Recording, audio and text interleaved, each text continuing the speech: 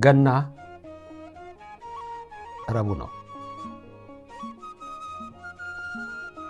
ማክሰኞ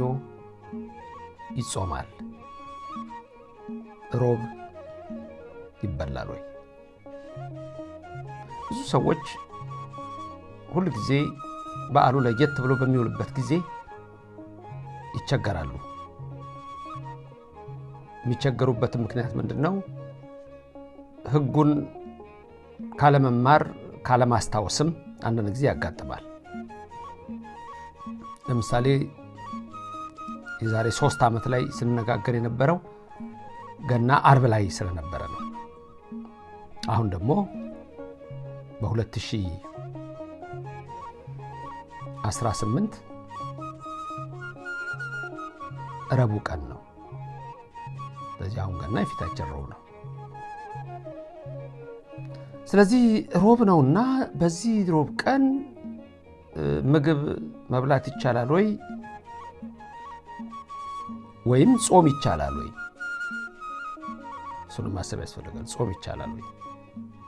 በዚህ ቀን መጾም ወይም አለመብላት ወይም መብላት የትኛው የሚሆነው በኢትዮጵያ ኦርቶዶክስ ተዋሕዶ ርቲት ሃይማኖት 7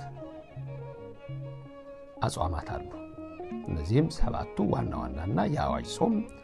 ከ7 ዓመት ጀምሮ ያለ ሁሉ እንዲጾማቸው ከበሽተኛ ወይም ከተለያየ ምክንያት በስተቀር እነዚህ ጾም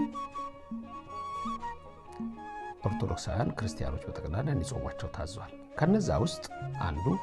የጋድ ጾም ነው የጋድ ጾም የሚጾመው በአመት 2 ብቻ ነው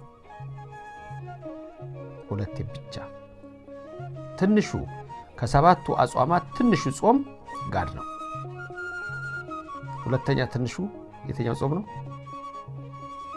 አስታውሱ ከ7ቱ አጽዋማት ትንሽ ነነዌ እሷ ደግሞ የስንት ቀን ጾም ነች ነነዌ ምን ጾማት የ3 ቀን ነች ጋድ 2 ቀን ነው ሁለቱ ቀን ደግሞ መቼና መቼ ነው ከተባለ ግልጽ ነው ሁሉ ጊዜ ግራ እንዳይገባችሁ የገና ዋዜማ የጥምቀት ዋዜማ ሁለቱ ጋድ ጾም ይባላል አንዳንድ ሰዎች ጥምቀት እሺ ገና ግን ከሱ ኋላ ያሉት ዕለታት በተቀላላ ጾም ስለሆኑ